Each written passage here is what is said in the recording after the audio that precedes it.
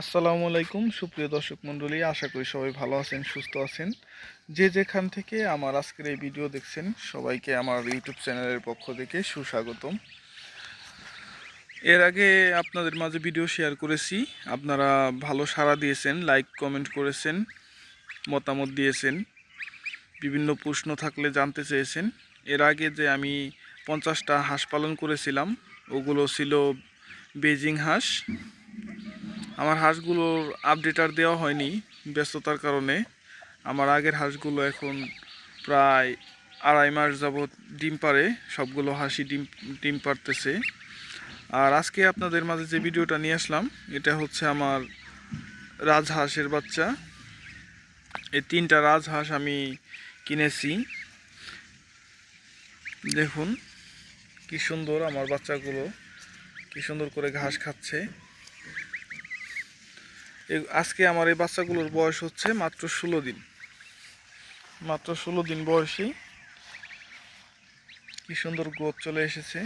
দেখুন এই যে একটা 3টা বাচ্চা আমি কত টাকা দিয়ে কিনেছি এবং কি পরিচর্যা করি, কি ওষুধ, কি খাবার দেই, এগুলো যদি জানতে চান তাহলে আমার কমেন্ট বক্সে কমেন্ট করবেন।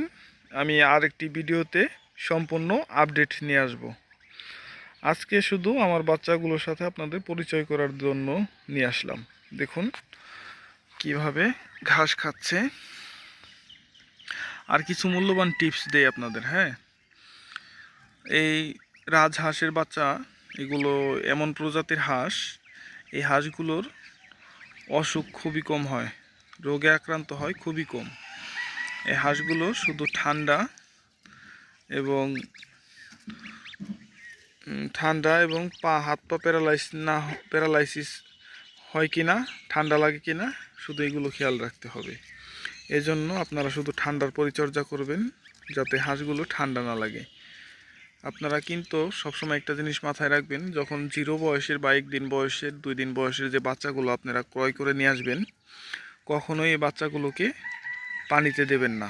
1 মাস, সর্বনিম্ন 1 মাস বয়স পর্যন্ত পানিতে ভেজাবেন না, শুকনো জায়গায় রাখবেন যাতে বাচ্চাগুলো ঠান্ডা না লাগে, ঠান্ডায় আক্রান্ত না হয়।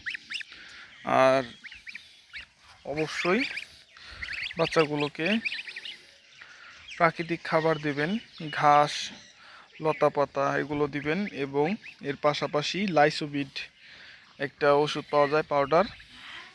এই লাইসোবিটটা বাচ্চা যখন আপনি কিনে নিয়ে আসবেন, যে কোনো ফার্ম থেকে বা হাট বাজার থেকে যেখান থেকেই কিনে নিয়ে আসার পরে লাইসোবিট পাউডারটা 1 লিটার পানিতে 1 গ্রাম পরিমাণ ওষুধ সুন্দর করে মিশিয়ে বাচ্চাকে খেতে দেবেন। আর খাবার হিসেবে এর পাশাপাশি দিবেন সবসময় দিনে 1.5 থেকে 2 ঘন্টা পর পর নারিশের অথবা যে সোনালি স্টার্টার ফিড, অথবা নারিশের যে স্টার্টার ফিডটা আছে 0 ফিড, যেটা সবাই চেনে, ওই ফিডটা বাচ্চাকে খেতে দেবেন। আর সবসময় সতর্ক থাকবেন হাঁসের বাচ্চাগুলোর যাতে ঠান্ডা না লাগে।